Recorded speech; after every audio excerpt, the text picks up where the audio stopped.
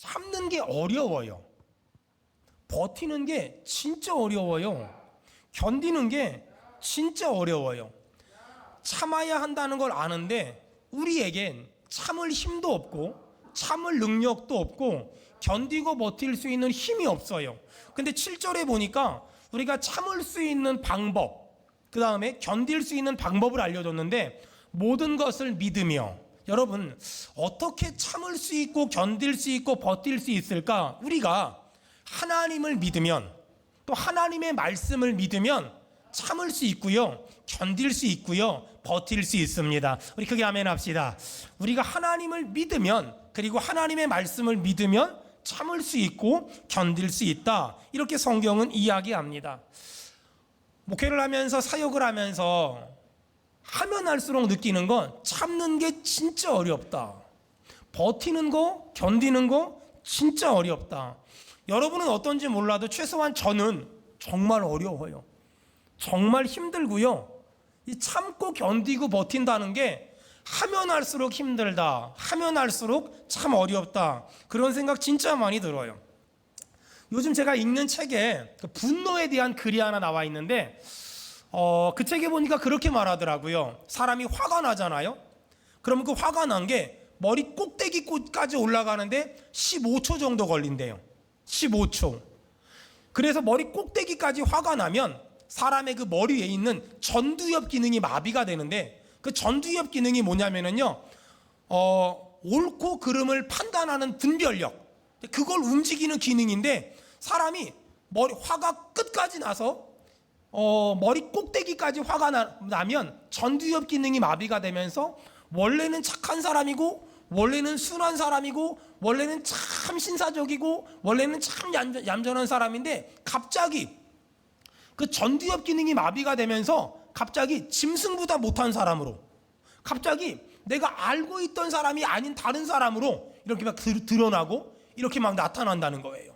여러분 같이 사는 그분, 평소 때는 너무 얌전하고 착하고 온순한데 화가 나면 갑자기 막 헐크, 막 괴물, 막 이런 걸로 변하지 않습니까?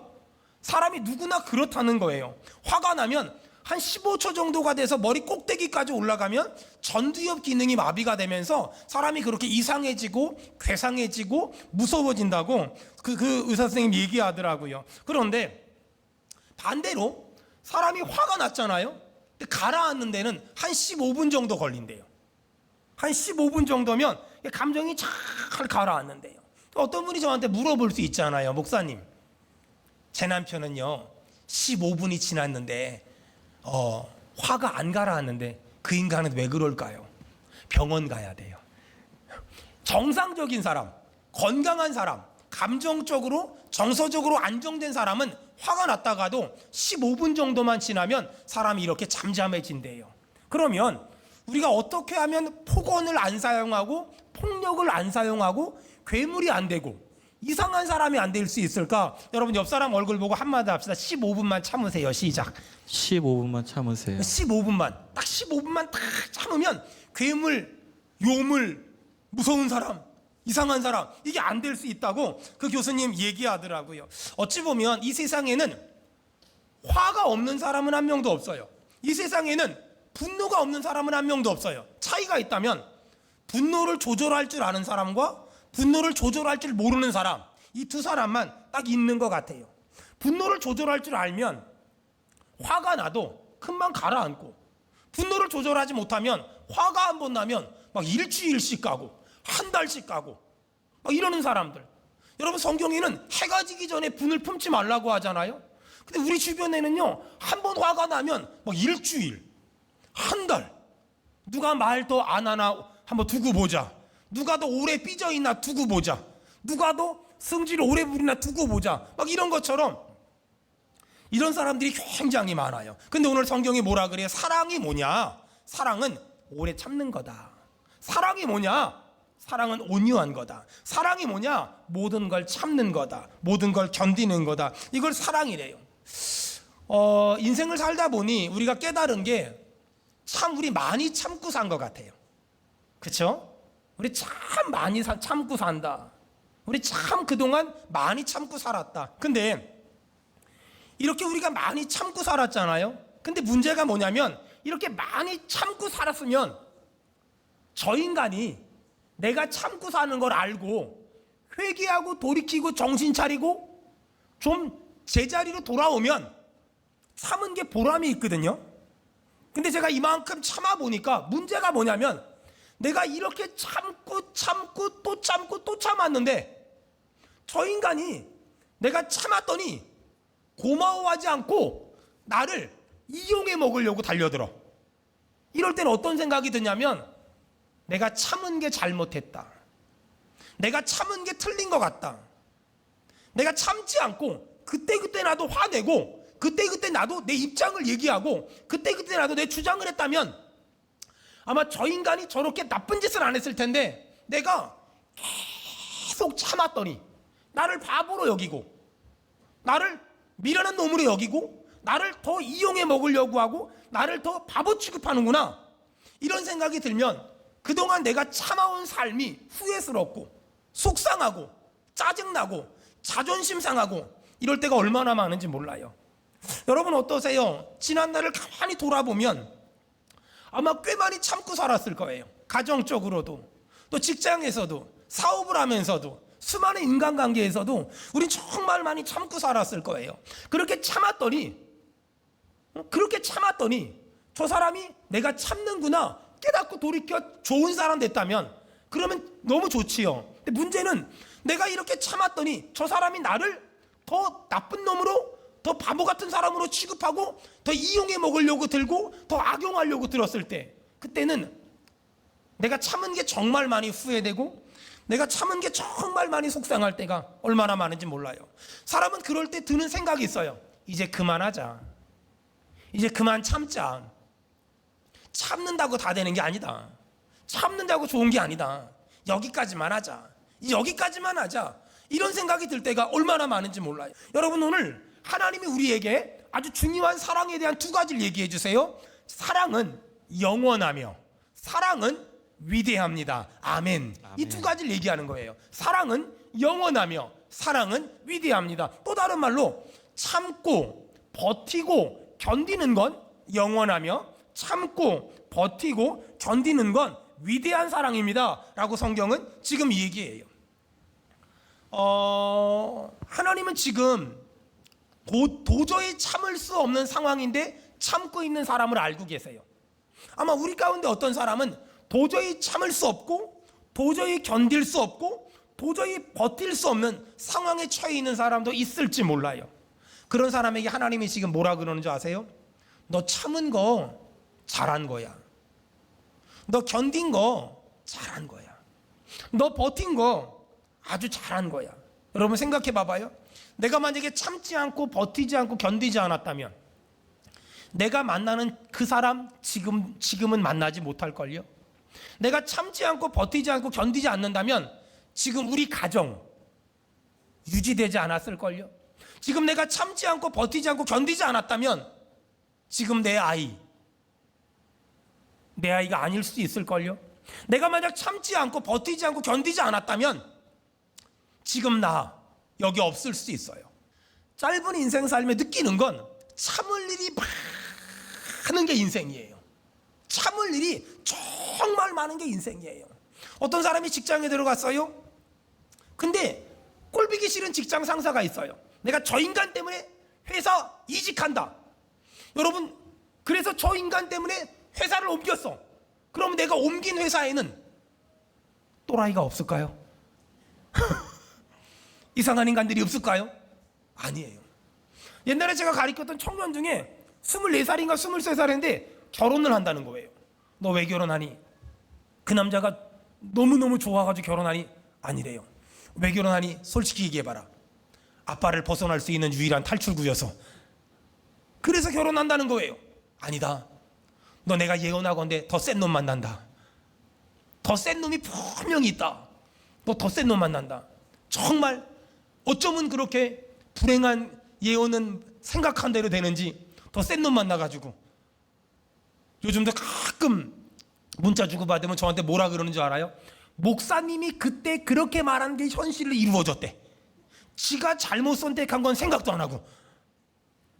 여러분, 아버지의 그늘을 피하려고 어떤 놈을 만나면 더 센 놈 만나요.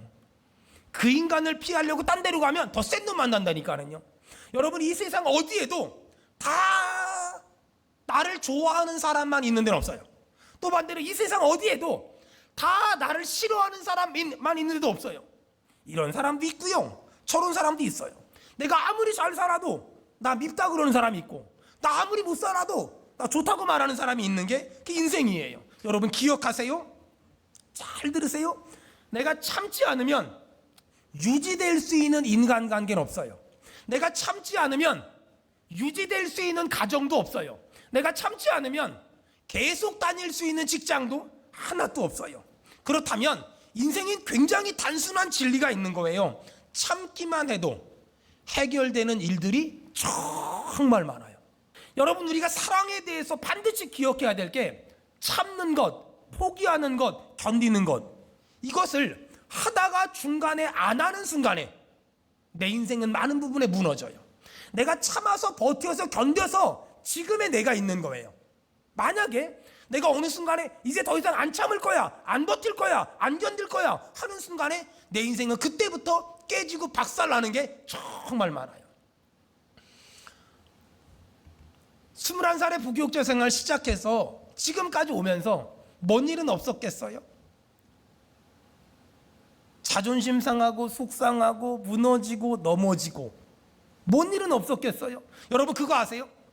이게 권투로 말하면 이게 이걸 크게 한번 날리는 걸 뭐라 그러죠? 어퍼컷? 아니면 뭐 이렇게 핵주먹? 이런 거 한 대 맞고 쓰러지는 거는요, 사람이 이런 거 맞고 쓰러지는 건 사람이 이렇게 멋있어 보여요. 이건 누가 맞아도 쓰러져.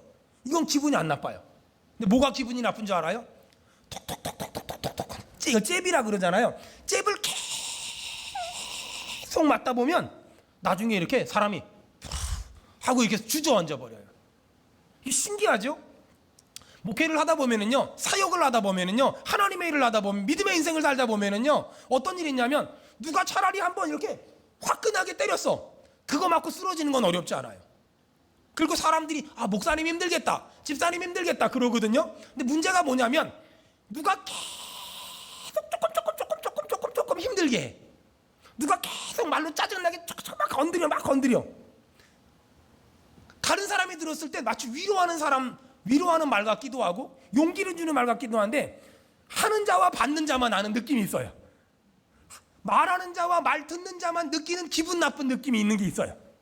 그런 걸 계속 듣다 보면 어느 날 툭 가라앉아요. 그럼 못 일어날 힘이 없고요, 일어날 용기가 없어요. 제가 그랬어요. 그래서 친한 의사한테 제가 물어봤어요. 집사님, 나 많이 힘든데 어떻게 하면 될까? 그랬더니 그 집사님이 그래요. 자기가 잘 아는 정신과 의사가 있으니까 찾아가 보래요. 그래서 솔직히 정신과 갔다 왔어요. 창피한 얘기지만 오래된 얘기니까 정신과 갔었어요. 가서 의사 선생님한테 물어봤어요. 선생님, 제가 지금 많이 힘든데 어떻게 하면 될까요? 물어봤어요. 여러분, 정신과 가는 거 제가 한번 갔다 왔기 때문에 말할 수 있는데요, 썩 나쁘진 않아요. 괜찮아요. 근데 물어봤어요. 너무 힘들어 어떻게 해요? 그랬더니 그 선생님이 저한테 그러더라고요. 목사님, 참지 말고 살래. 소리 지르고 싶을 때 지르고, 욕하고 싶을 때 욕하고, 성질내고 싶을 때 성질내래요. 이야, 성질도 안 내고 욕도 안 했는데 기분 좋더라고요. 여러분, 근데 맞아요. 하나님을 믿지 않는 사람들은 참으면 안 돼요. 하나님을 믿지 않는 사람은요, 절대로 이렇게 마음에 쌓아두면 안 돼요. 그러면 나중에는 치료가 필요한 병이 돼요. 근데 그거 아세요? 하나님을 믿는 사람은 나는 참을 수 없지만 내 안에 계신 예수님이 참을 힘을 주세요. 내 안에 계신 예수님은 나를 위해 죽으셨고 부활하셨고 승천하셨고 다시 오셨거든요. 다시 오실 것이거든요. 여러분, 그 예수님은요, 나는 참을 수 없지만 참을 힘을 주시고요, 나는 견딜 수 없지만 견딜 힘을 주시고요, 나는 버틸 수 없지만 버틸 힘을 주세요. 여러분, 하나님이 우리 모두에게 힘 주시길 축원합니다. 아멘. 여러분, 그 하나님은 너무 좋으신 분이세요.